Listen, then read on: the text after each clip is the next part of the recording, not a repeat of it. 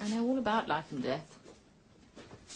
I am, after all, a professor of 17th century poetry, specialising in the holy sonnets of John Dunne,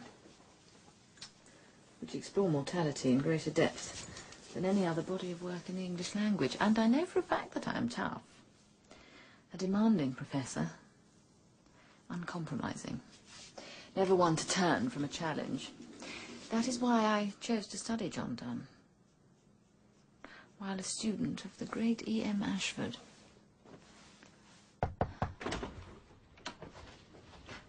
Oh, yes. Your essay on Holy Sonnet 6, Miss Baring, is a melodrama with a veneer of scholarship unworthy of you, to say nothing of Dunne. Do it again. Oh, Begin with the text, Miss Baring, not with a feeling.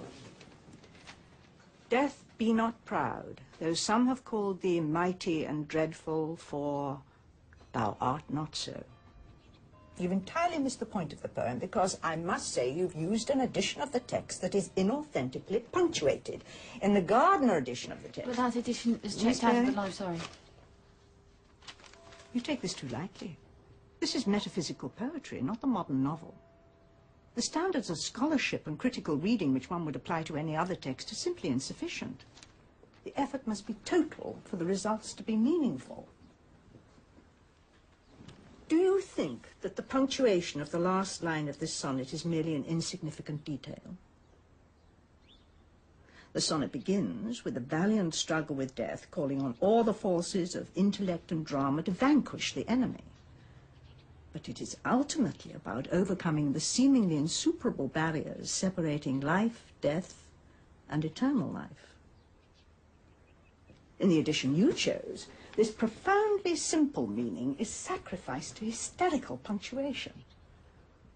And death, capital D, shall be no more, semicolon. Death, capital D, comma, thou shalt die, exclamation mark.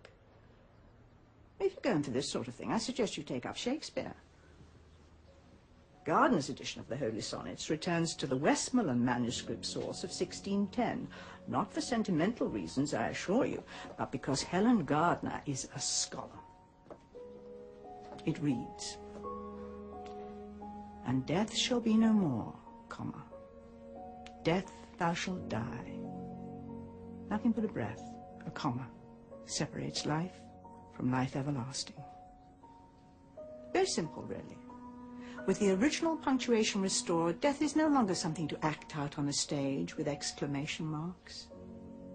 It is a comma, a pause.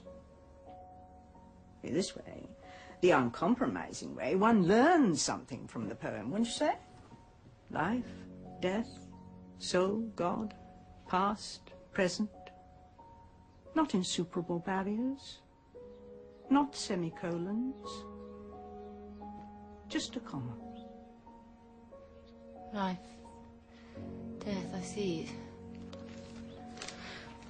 It's a metaphysical conceit, it's wit.